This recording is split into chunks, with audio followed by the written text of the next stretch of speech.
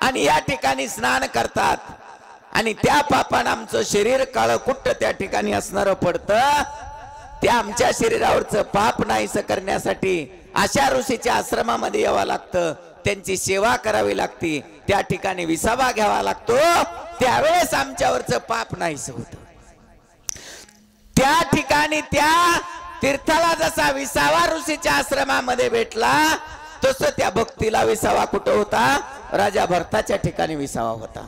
एवढी ताकद त्या राजा भरतामध्ये होती। एवढं राजा भरतानं स्वतःची स्वतःला त्या भक्तीमध्ये लीन केलेलं होतं, भक्तीला वाढवलं होतं, म्हणून भक्ती विसावा घेण्यासाठी भरताच्या घरी येत होते। काय होते? भरत सत्य सद्भाव, भरत साचार अनुभव, भरत प्रकट राम राव, सर्वत्र पहाव सर्वांसी।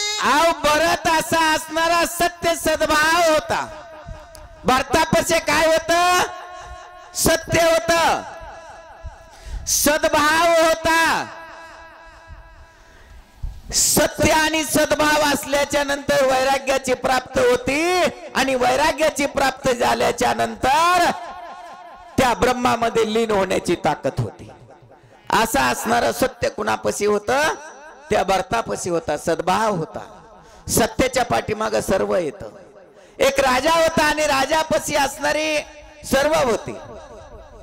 त्या ठिकाणी एक पुरुष आला, त्या पुरुषानं राजाला विचारलं, महाराज मी तुमच्या नगरीमधून सोडून चाललेलोय नगरी। राजा म्हणला काय हरकत नाही, जा, पण तुझं नाव सांगून जा। त्यावेळेस त्यानं सांगितलं मी असणार ऐश्वर्य आहे। राजानं सांगितलं काय हरकत नाही, गेलास तरी चालेल। पुन्हा एक स्त्री आली, म्हणले महाराज मी तुमची नगरी सोडून चालले। म्हणले नाव सांगा आणि बिंदास जा। मी लक्ष्मी आहे। काही हरकत नाही म्हणला, जा, गेलीस तरी चालेल। त्याच्यानंतर दुसरी स्त्री आली, तिने सांगितलं महाराज मी तुमचं राज्य सोडून चाललेली आहे। पण राजानं सांगितलं फक्त नाव सांग। तिने सांगितलं मी विजयश्री आहे। काही हरकत नाही म्हणला, गेलीस तरी चालेल। त्याच्यानंतर एक पुरुष आला आणि त्यानं सांगितलं महाराज मी ही नगरी सोडून चाललेलो आहे। त्यानं विचारलं, राजानं विचारलं नाव सांगा आणि बिंदास जा। म्हणले मी असणारा सत्य आहे। राजानं सांगितलं प्राण गेला तरी चालेल पण तुला सोडणार नाही। ज्या ठिकाणी सत्य आहे त्या ठिकाणी लक्ष्मी येईल, ऐश्वर्य येईल, सर्व येईल, धनाची प्राप्ती होईल, पण सत्य त्या ठिकाणी पाहिजे, त्याचा भाव पाहिजे, त्याला सांभाळण्याची ताकद पाहिजे। ती सत्य आणि सद्भाव कुठे होतं? राजा भरतापाशी होतं। म्हणून अविद्येच्या ठिकाणचे चराचराला निर्मुक्त करण्याची ताकद त्या ठिकाणी होती। त्याच्यानंतर पुढे कुणाला काय केलं, काय झालं हे पुढे ऐका। भरत अपंगिली भक्ती भरते वाढविली, विरक्ती भरते पाहिली निज शांती, भूते भोगिती स्वानंद। भूते भोगिती स्वानंद। कोणची भूत? ज्या पंचमहाभूतापासून या देहाची निर्मिती झाली ती असणारी पंचमहाभूत। आपलं शरीर हे पंचमहाभूताचं आहे। पृथ्वी, आकाश, वायू, तेज ही असणारी पंचमहाभूत आहेत। अग्नी, मग आपल्या शरीरामध्ये जो कठीण भाग आहे तो पृथ्वी नावाच्या तत्वाचा भाग आहे। आपल्या शरीरामध्ये जो जलयुक्त भाग आहे, पाण्याचा भाग आहे, रक्त आहे, हे पाणी तत्वाचा भाग आहे। आपल्या शरीराच्या ठिकाणी जी पोकळी आहे ती आकाश तत्वाची असणारी पोकळी आहे। आपल्या शरीरामध्ये जो वायूचा असणारा भाग आहे, वारा जो जातो आणि येतो तो वायू तत्वाचा असणारा त्या ठिकाणी भाग आहे। आपल्या देहाच्या ठिकाणी जो जठराग्नी आहे, भूक लागल्याच्या नंतर आपण खातो आणि त्याचं पचन करतो, तो अग्नी तत्वाचा भाग आहे। ही पंचमहाभूत त्या ठिकाणी स्वानंदानं नांदू लागले, आनंदानं त्या ठिकाणी नांदू लागले। हा सद्भाव कोणापाशी होता? राजा भरतापाशी होता। म्हणून या सर्वांना त्या ठिकाणी आनंद झाला आणि त्या ठिकाणी नांदू लागले। काय होते?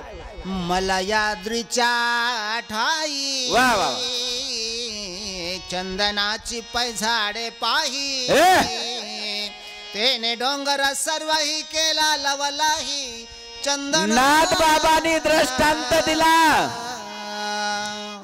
मलयागिरी चंदनाचा त्या ठिकाणी असणार पर्वतावर मलयागिरी नावाचा चंदन आपल्या रानात येतो. तो चंदन चोर चोरून नेतात. तो चंदन नाही, मलयागिरी नावाचा चंदन. चंदनाच्या बुडाला सापाची वस्ती असते. तो मलयागिरी नावाचा चंदन आहे.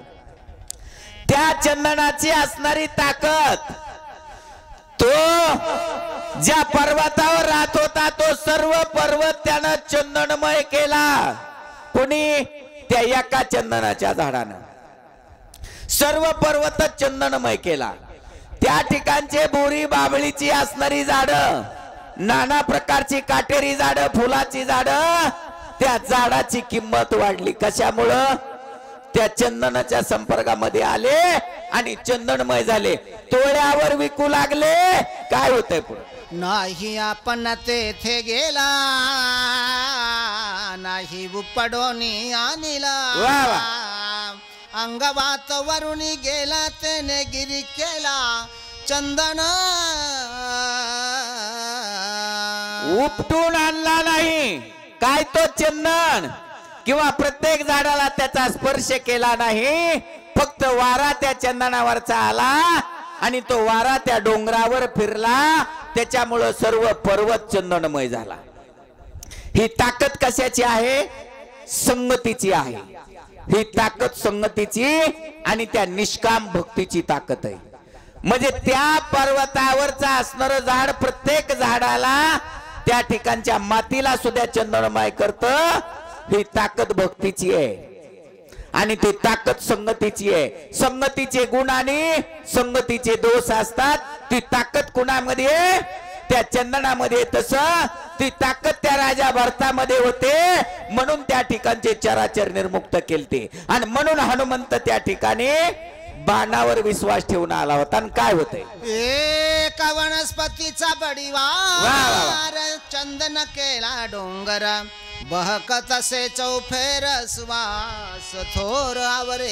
एका वनस्पतीचा बडीवार, एक वनस्पती पण सर्व चंदन त्या ठिकाणी चंदनानं सर्व पर्वत वेपला. आणि सर्व पर्वतच व्यापला नाही तर सर्व पर्वत चंदनमय झाला. त्या ठिकाणचं वातावरण बनलं.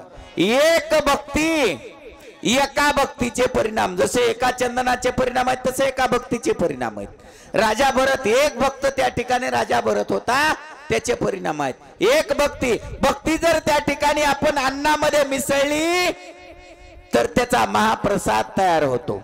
भक्ती जर आपण त्या ठिकाणी चालण्यामध्ये मिसळली तर ती वारी बनते. भक्ती जर पाण्यामध्ये मिसळली तर ते तीर्थ बनतं. भक्ती जर घरामध्ये मिसळली, घर मंदिर म्हणत. भक्ती जर या देहाच्या ठिकाणी पाळली तर तो देह मन मंदिर बनत, ज्या ठिकाणी भगवंताचा वास असतो. जीव आणि शिव आपल्याच सोदिसी मानवा रावळी मंदिरी देव हा नांदतो आपल्या अंतरी. प्रत्येकाच्या अंतकरणाच्या ठिकाणी भगवंताचा वास आहे. पण तेवढी भक्ती आपली पाहिजे. आपल्याला तो भगवंत कळावा आपल्या देहाच्या ठिकाणी. मग कुठं जायची गरज नाही. ही ताकद एका भक्तीची. काय होतंय? माझ्याची हृदय भगवंत,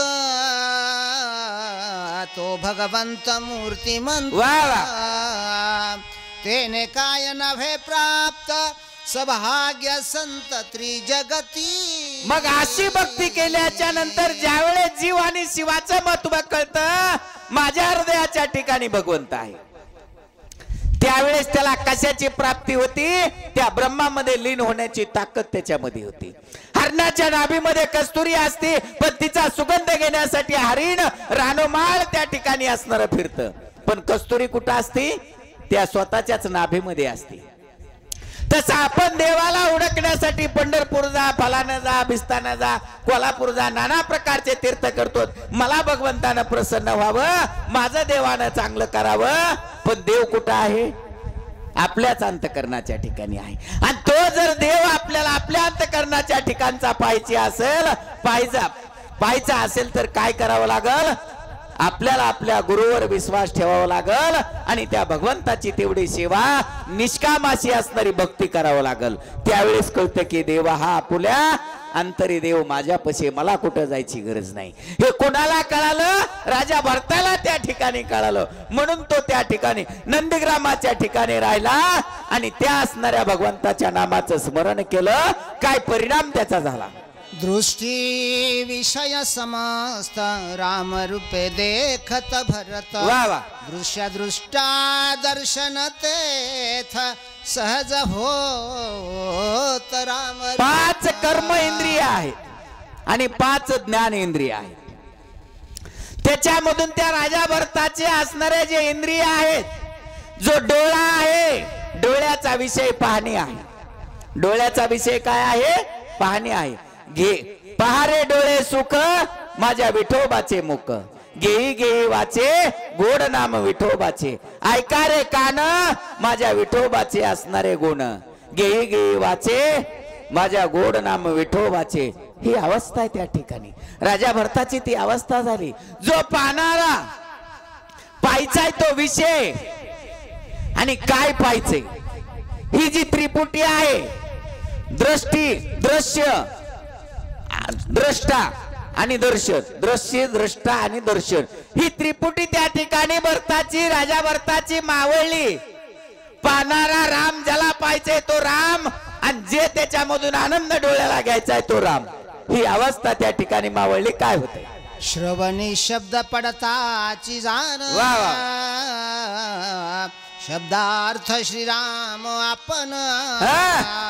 श्राव्य श्रावक श्रवण जे कानानं ऐकायचंय, दुसरं ज्ञान इंद्रिय कान, कानानं जे ऐकायचंय ते राम राम राम, रामाशिवाय दुसरं ऐकायचं नाही. जो शब्द कानावर पडायचा तो राम, जो ध्वनी यायचा तो राम.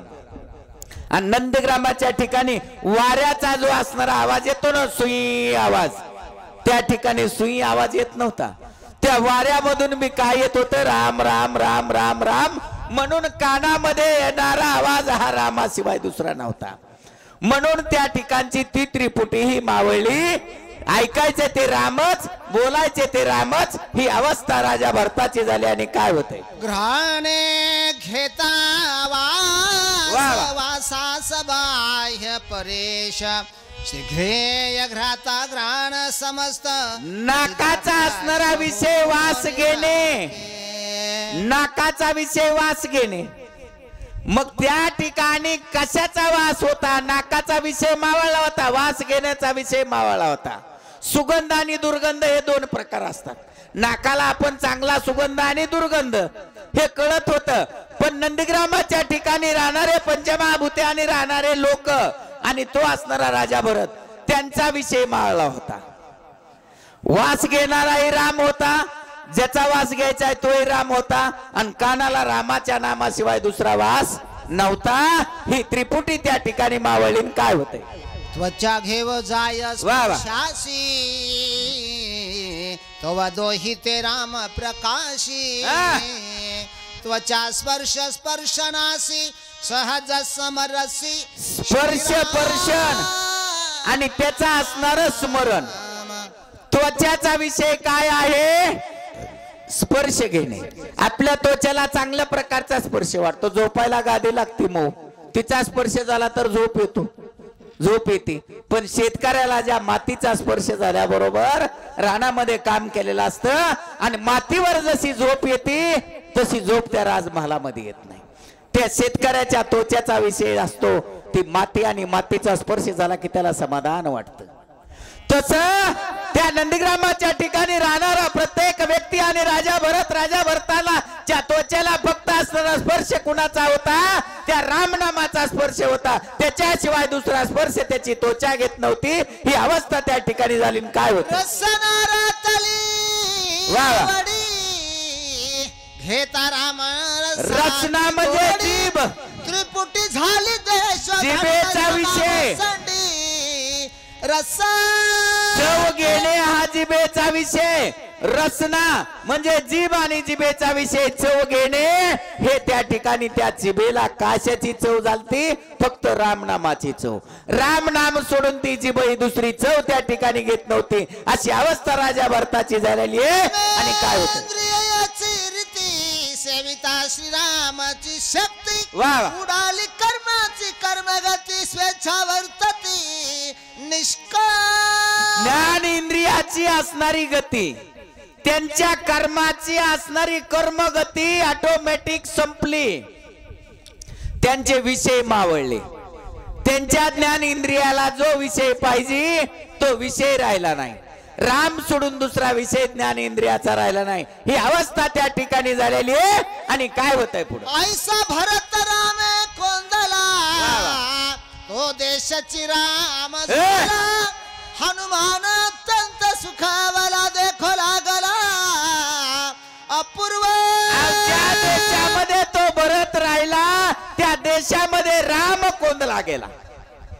जिकडे पावा तिकडे राम, जिकडे पावा तिकडे राम. त्या ठिकाणी काय अवस्था झाली? झाड झुलप सुद्धा राम राम राम राम याच्याशिवाय दुसरं काही नव्हतं. त्या ठिकाणची हवा सुद्धा राम राम करत होती. त्या ठिकाणचं आकाश सुद्धा राम राम करत होतं. त्या ठिकाणची असणारी ही अवस्था झाली. म्हणून ज्ञान इंद्रियाची असणारी गती उडाली गेली आणि तशीच कर्म इंद्रियाची ही अवस्था त्या ठिकाणी झालेली. काय होतंय पुढं? वृक्षध्वनी राम राम, राम रूप सकळ द्रुम प्लवंग. त्या ठिकाणी हनुमंत आला आणि हनुमंतानं पाहिलं त्यावेळेस नागराच्या बाहेरही राम राम राम राम राम, नागरामध्येही राम राम राम. त्या ठिकाणचे वृक्षही राम राम राम राम करत होते. वाऱ्याच्या दोन्ही मधून राम राम राम राम हा शब्द येत होता. हे हनुमंतानं पाहिलं आणि सुखावला. कोण सुखावला? हनुमंत सुखावला. हनुमंताला असणारा राम सोडून दुसरं काही आठवतच नव्हतं. म्हणून त्या ठिकाणी स्वतःचे स्वतःला भुलला. माझे मी पण विसरले जायचे अंतकरण, पार्था संन्यासी जाणतो निरंतर. ही अवस्था संन्यास अवस्था कोणाची झाली? हनुमंताची. त्या ठिकाणी सर्वस्व विसरला आणि जिकडं पाहिल तिकडं राम राम राम. राम सोडून दुसरा विषय नव्हता. ही अवस्था नंदीग्रामाच्या ठिकाणी पाहिली. काय होते? दिशा दुमती राम तृण कोंदली राम नाम, वायू गर्ज राम नामे, व्योम रामे कोंदले. काही दिशा त्या ठिकाणी असणाऱ्या राम राम राम राम या नावानं कोंदल्या गेल्या. वायू राम राम राम राम या नावानं गरजू लागला. त्या ठिकाणचे वृक्ष सुद्धा राम राम या नावानं गरजू लागले. त्या ठिकाणचा आकाश, आपल्याकडे आकाशामध्ये आता विजा पडतात पावसाळ्यामध्ये, कडकड कडकड कडकड आवाज येत होता येतो. पण त्या ठिकाणी येणारा आवाज आकाशामधून कसा होता? राम राम राम राम हा आवाज येत होता. ही अवस्था नंदीग्रामाच्या ठिकाणी झालेली. सत्संग धरा सधरा भूते वागवी निरंतर, सांडून कठीणत्व प्रकार मृदू अरुवार स्वय झा. त्या पृथ्वी मातेनं आपलं असणारं कठीणत्व सोडलं, मृदू झाली. कोण? पृथ्वी माता. आणि ती असणाऱ्या सर्व भूतांना समान वागू लागली. सर्व भूतांना समान म्हणजे गाय असली किंवा असणारा वाघ असला त्यालाही समान त्या ठिकाणी राहिली. गाय असणारी पुण्यवान आहे, तिचं दूध खायला मिळतं, तिच्यामध्ये 33 कोटी देवाचा वास आहे म्हणून गायीला मृदू. आणि वाघ असणारा हिंस्र आहे म्हणून त्याला कठीणत्व. हे नाही, तिनं कठीणत्व सोडलं, समान सर्व भूतांना वागू लागली. ही अवस्था या पृथ्वी नावाच्या तत्वाची झालेली आहे. सत्संगती ओलावली अति शांती धरे काय अवस्था? एकात्मता विस्तारली धरती माता अविरुद्ध. सत्संगती त्या धरती मातेला लागली. कुणाची संगती लागली? राजा भरताची संगती धरती मातेला त्या ठिकाणी लागली. ती मृदू झाली आणि सर्व भूत त्या ठिकाणी वर्तू लागली. कशी? कुणाला वैर भाव राहिला नाही, वैरत्व संपल्या गेलं आणि सर्व समान वर्तू लागली. मितूपणा त्या ठिकाणचा संपला, गर्व संपला, वैर संपलं, मितूपणा संपला, अहंकार संपला. अहंकाराचा वारा न लागो राजसा. राजाच्या बाळाला जरी अहंकाराचा वारा लागला राज्य जायला वेळ लागत नाही. पण त्या ठिकाणचं असणार हे सर्वस्व संपलं. कशामुळं? संगती कुणाची लागली? राजा भरताची लागली. म्हणून अविर्भाव असे सर्व नांदू लागले. काय होते? सत्संगती झाली जीवना विसरून याधो गमना. पाण्याला संगती लागली. सकळ पाण्याचा विषय वाहने. पाणी न व्हायचं सोडलं आणि नंदीग्रामाच्या ठिकाणी पाणी स्थिर झालं. गाय देखो निसज्जन निवावी देवो निजीवना व्याघ्र पापी म्हणून नाथ बाबांनी सांगितलं गाय चांगली आहे म्हणून तिला पाणी पाणी पाजू लागलं, तिची ताण बागू लागलं.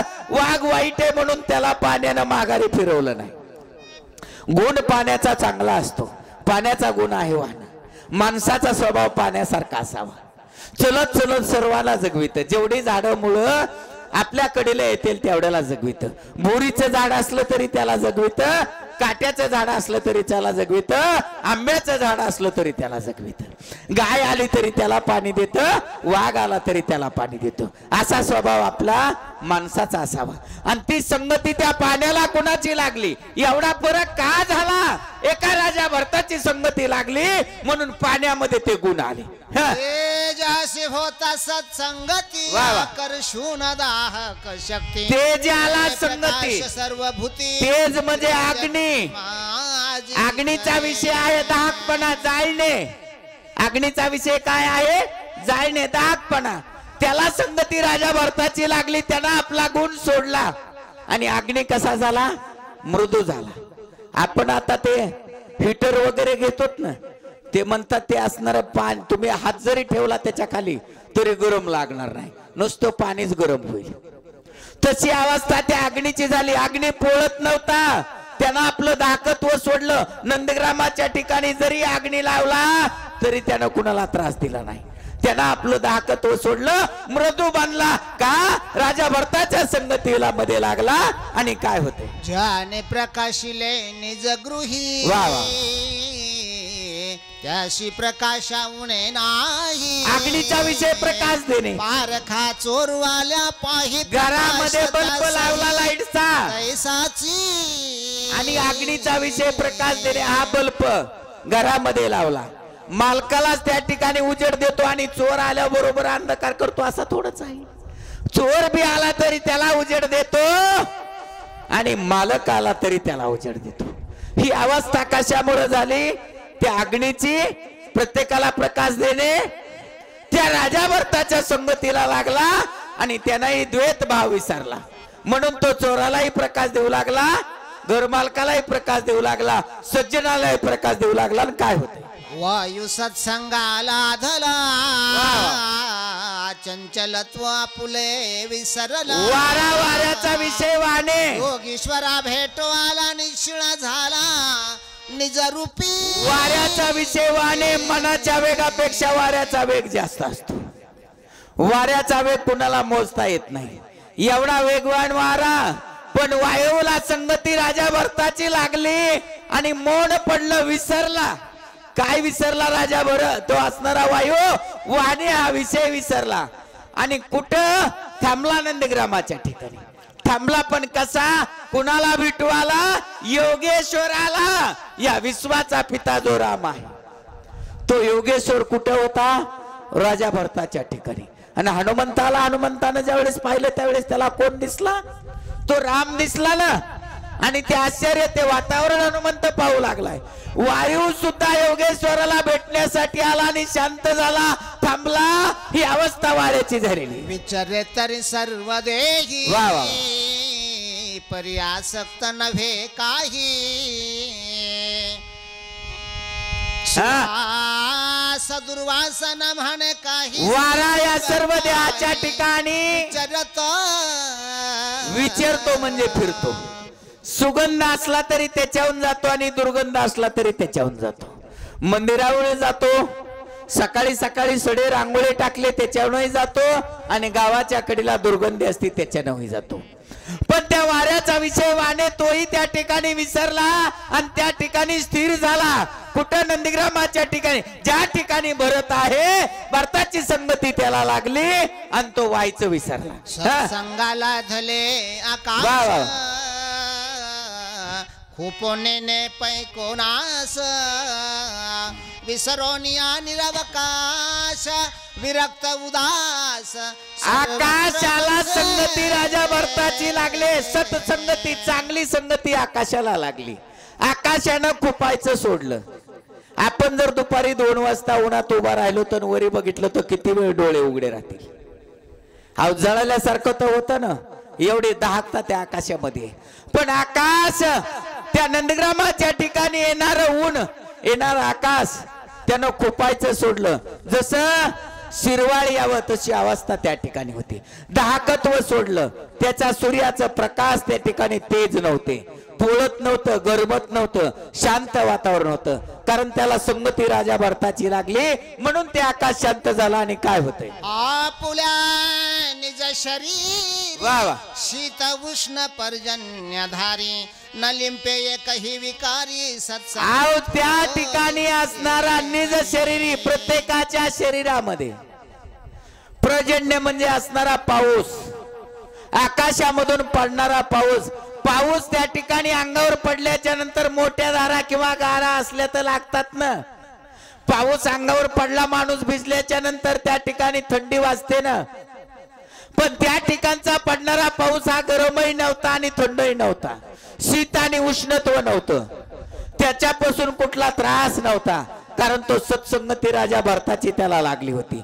म्हणून त्यानं त्याचा असणारा विषय सोडला आणि नरमता त्या ठिकाणी घेतली. काय होते ऐसे नगराव घेची संत वा वा श्रीराम भजनी निरत धन्य भक्ती प्रताप भरत सौभाग्यवंत नांदत. आव असं सर्व नगर त्या ठिकाणी असणार नांदत होतं आनंदानं. कुणाला दुःख नव्हतं. कुणाला त्या ठिकाणी असणार कुठल्याही प्रकारची उणीव नव्हती, कमी नव्हतं आणि दुःखही नव्हतं. कुणाला रोगही नव्हता, कुणाला असणारा त्रासही नव्हता, कुणाला दाहकताही नव्हते.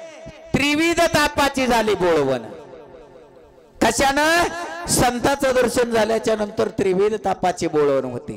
तसं राजा भरत त्या ठिकाणी होता. त्याची संगती लागली आणि त्या ठिकाणी राहणाऱ्या लोकांचे त्रिविध ताप नाहीसे झाले. अतिशय आनंदानं लोक नांदू लागले. काय होते हो नाही नाही दुर्दशा वा वा कोणी नभती न मानसा श्रीराम भजने उल्लासा.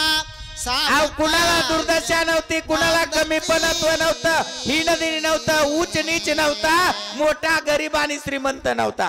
अशी सर्व लोक विद्येची नांदू लागलेली. उदीम एक मोहरा करणे अक्षरांचे खरे नाणे जैसे दैने तैसे घेणे कोणा. आव एक एक उदीम ऐसा. एक एक उदीम म्हणजे काय? एक एक भक्त असा होता. कळी काळाला त्या ठिकाणी आकळू शकेल. काय ताकद त्या भक्तामध्ये होती? एक एक भक्त कळी काळाला त्या ठिकाणी. काळ सुद्धा अविद्येच्या त्या ठिकाणी परिसरामध्ये नंदीग्रामाच्या नगरीमध्ये राहत नव्हता. असे होते. काय द्यायचं आणि काय घ्यायचं होतं? एकच देणं. राम द्या आणि राम घ्या. राम नामाचं सोडून दुसरं देणं घेणंच नव्हतं. असे लोक आनंदानं नांदत होते. एकची वस्तू देता घेता वा वा एका बोलाची कथा एका वाचून सर्वथा तुझी वार्ता असे ना. एका वाचून सर्वथा तुझी वार्ता असे ना. एकच काय होतं? राम घ्या आणि राम द्या. एक असणारा राजा होता. राजाला मुलगी होती आणि मुलीचं पण लावलेलं होतं.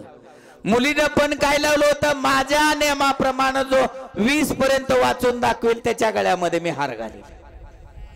नाहीतर त्यानं जर 20 पर्यंत प्रश्नाची उत्तर नाही दिली तर त्याला जेलामध्ये जावं लागल. प्रत्येक गावचे राजे आले. प्रत्येकानं समोर जायचं, प्रश्नाची उत्तर द्यायची, वाचून दाखवायचं 20 पर्यंत आणि जेलात जायचं. एक असणारा असा साधू आला. पताका असणारी खांद्यावर होती आणि असणारा तरुण होता. त्यानं पाहिलं पण लावलेला आहे. आला आणि म्हणला मी भाग घेऊ शकतो का? म्हणले काय हरकत नाही, पण महाराज लक्षात ठेवा, जर जिंकलात तर मुलगी आणि राज्य मिळेल, हरलात तर जेलमध्ये जावा लागेल. काही हरकत नाही. म्हणले करा सुरुवात. एकापासूनच आहे ना सर्व. त्यानं सांगितलं एको देव भव, जगामध्ये एक देव आहे. 2 ब्रह्म व माया, त्याच्यापासून असणाऱ्या पृथ्वीची निर्मिती केलेली आहे. 3 म्हणजे गुण, रजोगुण, सत्वगुण आणि तमोगुण.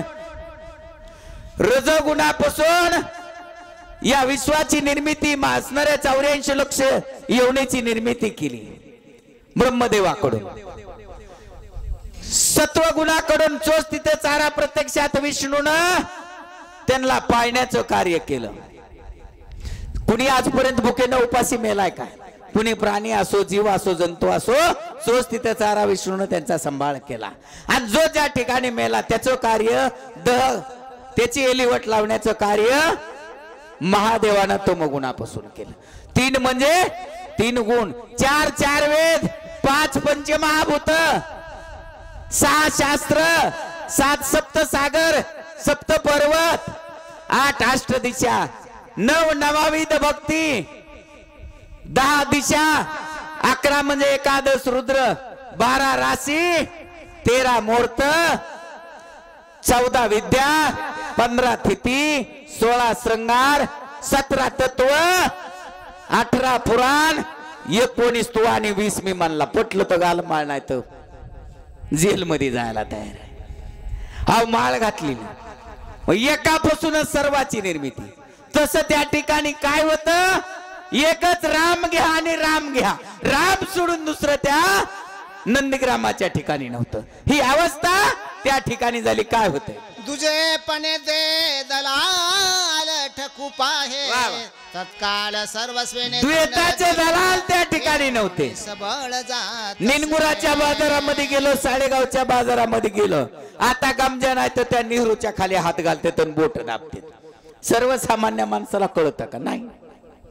नाही तर बोलते शिकारा 100, सबई 600, कप म्हणजे 500, एकंड म्हणजे 1000, गिरीपंजे म्हणजे 1,500. ही त्यांची भाषा. ही आपल्याला कळती का? नाही. दलालांना कळती.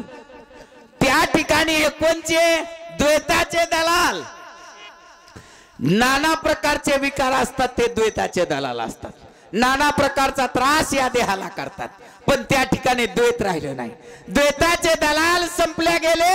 ही अवस्था नंदीग्रामाच्या ठिकाणी राहिली. जेथे त्याची उडी पडे, वा वा. सर्वस्वेशी जीवित बुडे, काही उपाय न चले पुढे, पडे रोकडे अनर्थी. अनर्थी पडले, काही उपाय चला ना. द्वैत आहे म्हणून दलाल आहे. आपल्याला जर वस्तू विकायची, जनावर विकायचं असलं तर दलाल लागेल. विकायचंच नसल्यावर दलालाची काही गरज आहे का? मग त्या ठिकाणी विक्रीच नव्हती ना. रामच घ्या आणि रामच द्या. राम नाम सोडून दुसरं नव्हतंच. म्हणून तो द्वैत त्या ठिकाणी असणारा तोंड फुटलं, त्याचं दात पडले.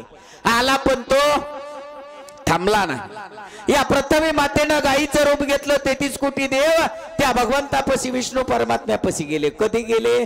रामाचा राज्याभिषेक करायचा ठरला त्यावेळेस गेली.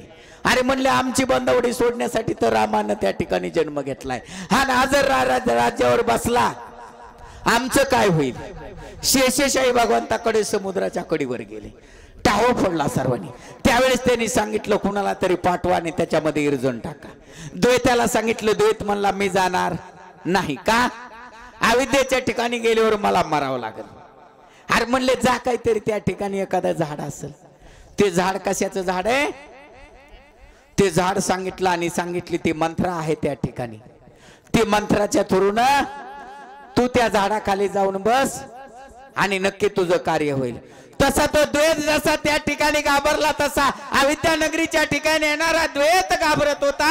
द्वैत राहिला नाही, संपला गेला आणि निश्चिमाशी लोक त्या ठिकाणी नांदू लागलेली. मंगळू मंगळू नंद वा वा. भाषा सवे गणवटू पाहे घसा, प्राणियान कळे सहसा दलाल ऐसा. अंगळू मंगळू द्वैत भाषा त्या ठिकाणी संपल्या केल्या. प्राण्याला काही कळना. राम सोडून दुसरं नावच दुसरं कळत नव्हतं. रामच घ्या, रामच घ्या आणि राम राम राम राम हा विषय त्या ठिकाणी सर्व रामरूप झालेली अवस्था होती. काय होतंय? भरत नगरी वा. लोक चतुर स्वये उद्यमी एका भरताच्या नगरीमध्ये होता द्वैताचा चतुराशी असणारी लोक एवढी हुशार, एक एक उदीम द्वैताला हकालून काढण्याची ताकद प्रत्येकामध्ये होती. एक एक उदीम आगळी सगळी आकाश द्वैताची तेथे कोण दशा परम परचा विनटले. एक एक उदीम ऐसा आकाशाला आकळण्याची ताकद एकामध्ये होती, एकामध्ये. त्या ठिकाणी नांदणारी लोक, ह्या जर त्याला सांगितलं हा सूर्य उगवणार नाही तर तो सूर्य उगवणारच नाही. ही ताकद कोणामध्ये असते? एका भक्तामध्ये. एक पतिव्रता, महान पतिव्रता, पतिव्रता तिची देवावर सत्ता. एक असणारा कौशिक नावाचा ब्राह्मण होता, मांडवी नावाची त्याची असणारी पत्नी होती, अतिशय महान पतिव्रता. त्या ब्राह्मणाला असणारं काय होतं? चौकडून रगतपिती फुटलेली होती. आणि ते असणारे आपली जशी शिवरात्रीची यात्रा असते ना तशी यात्रा होती. यात्रेला ते मांडवे गेली, पण पतिव्रता होती, आपण एकलीनं जायचं नाही म्हणून पाठीमध्ये आपल्या पतीला घातलं, डोक्यावर पाठी घेतली आणि यात्रेला गेली. यात्रेत गेल्याच्या नंतर त्या कौशिक ब्राह्मणाचं लक्ष एका गणिकेवर गेलं. लंगड ती लंगडून गावकरीचा राहणार. गणिका म्हणजे वेश्या. वेश्याला पुराणामध्ये गणिका हा शब्द आहे. आणि आपल्या पत्नीला सांगितलं माझं मन त्या असणाऱ्या गणिकेवर गेलेलं आहे, माझी इच्छा त्या गणिकेनं माझी सेवा करावी, माझी इच्छा पूर्ण करावी. ती पतिव्रता मांडवी, आजची मांडवी असती तो धुतला असता, जाडू हातात येऊ नाही तर खराटा हातात येऊ, एवढं सांभाळते. पुन्हा अशी नाटकं काय तुझी? पण त्या मांडवीने त्या गणिकेकडे गेली, विनंती केली माझ्या पतीची इच्छा पूर्ण कर, मी तुझं दास्यत्व करीन, तुला पाहिजे ते देईल. त्यावेळेस त्या गणिकेने सांगितलं तुझ्या पतीची इच्छा पूर्ण करते पण त्याला माझ्या घरी घेऊन ये, मी तुझ्या घरी येणार नाही. त्यावेळेस तिने अंधाऱ्या रात्रीचा त्या ठिकाणी वेळ पाहिली, आपल्या पतीला पाठीमध्ये घातलं, पाठी डोक्यावर घेतली आणि गणिकेच्या घराकडे चालली. वाटामध्ये मांडव्या नावाचे ऋषी सुळावर दिलेले होते. मांडवीच्या असणारा पाठीचा धक्का मांडव्या ऋषीच्या असणाऱ्या पायाला लागला, त्यांना त्रास दिला, त्यांनी शाप दिला. सूर्य उगवल्याबरोबर तुझ्या पतीचा मृत्यू होईल. ऋषीचा शाप आहे, शाप मागे फिरणार नाही. मांडवीनं कंबर कसली, पाठी खाली ठेवली, सूर्याकडे पाहिलं आणि सांगितलं हा सूर्य उगवता कसं, हा सूर्य उगवतो कसा मी पाहते. 8 दिवस झालं सूर्य उगवला नाही. 33 कोटी देव त्या ठिकाणी आले. मांडवीला विनंती केली, अरे तुझ्या एकल्या पतीमुळे सर्व ब्रह्मांडाचा कारोबार त्या ठिकाणी खोळंबलाय. तिने सांगितलं अरे डूब गई दुनिया मुझे क्या, माझा पती नसेल तर मला या जगाचं काय करायचंय. पण त्या ठिकाणी एक दुसरी पतिव्रता आलती, महान पतिव्रता, जिनं त्रिदेवाला बाळ केलं होते. ती पतिव्रता त्या ठिकाणी आली. तिने सांगितलं मांडवी ऋषीचा शाप तर खोटा ठरणार नाही, सूर्याला उगू दे, तुझ्या पतीचा जीव जाईल, पण एका क्षणामध्ये तुझा पती माझ्या पतिव्रतेच्या जोरावर मी जिवंत करून देईल, तो ही निरोगी आणि धडधाकड़ा. ही ताकद कशामध्ये? एक एक उदीम, एक एक पतिव्रता. तसा त्या ठिकाणी एक एक उदीम, एक एक माणूस, एक एक साधक, एक एक भक्त असा होता. आकाशाला जर सांगितलं या ठिकाणी थांबायचं, सूर्याला नाही उगवायचं, उगवत नव्हतं. ताकद कशामुळे आली होती? राजा भरताच्या संगतीमुळे लागली. आणि त्या ठिकाणी कोण आलत? हनुमंतानं ही अवस्था पाहिली. काय होतंय पुढे? हाटवट्या वा वा, चौबा त्या ठिकाणचा परिसर, कथा कीर्तन, चौकामध्ये मंदिरामध्ये वाट्यावर फक्त रामनामाचं कीर्तन आणि रामनामाचं नाम त्याचा जप चालू होता. अशी लोक नांदत होती. आनंद भरताच्या मनी वा वा, गेले शून्यत्व बुडोने, चैतन्य घन होऊन निर्विकार जनी सुस्थिर. आनंद भरताच्या मनी, भरताच्या मनामध्ये एवढा आनंद होता, चैतन्य पूर्णपणे, चित्ताच्या चैतन्याची निर्मिती प्रत्येकाच्या चित्ताला झाली. म्हणून आनंदामध्ये सर्व लोक त्या ठिकाणी वागू लागलेले. आणि काय होतंय पुढे? गरजता राम कल्लोळे, काय त्या ठिकाणची अवस्था? घ्यायची महुराले गगन मोक्ष फळी लगडून वा वा, झाले. राम नामाचा जय जयकार, बोला प्रभू रामचंद्र भगवान की. अहो नामाचा गजर त्या ठिकाणी करा. त्या ठिकाणचं आकाश मोहरलं होतं, मोक्षाला फळ आलेलं होतं. एवढा रामनामाचा गजर कुठं होता? अविद्यानगरीच्या ठिकाणी होता, राजा भरताच्या ठिकाणी होता.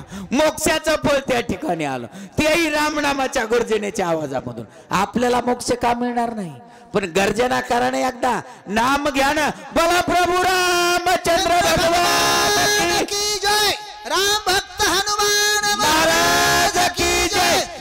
देखता नगर वाह. वृत्तांत कपी स्वानंदे डुलता पुढे देखील नगर पाहिलं, आनंदानं नाचू लागला. हनुमंत समोर पाहिलं, भरत दिसला, पण रामासारखा दिसला, रामच दिसला. काय होते? जटाधारी वल्कांबर तापसभे स्वरूपाचं वर्णन कसा दिसला? जटाधारी वल्कांबर राजीव लोचन, जसा राम तसा भरत, रामच दिसला असणार. काय होतं? मान गुण लावण्य विन्यास प्रसन्न वदन देखता कपी उद्विग्न रघुनंदन येथे का आला. छान मान गुण रूप रेषा, जसा राम दिसावा तसा तो भरत दिसला. उद्विग्न अवस्था कोणाची झाली? हनुमंताची. अरे मन या ठिकाणी राम आला, काय झालं? काय चुकलं माझ्याकडून? आणि प्रत्यक्षात राम या ठिकाणी आला, काय होतंय पुढं? मनोमय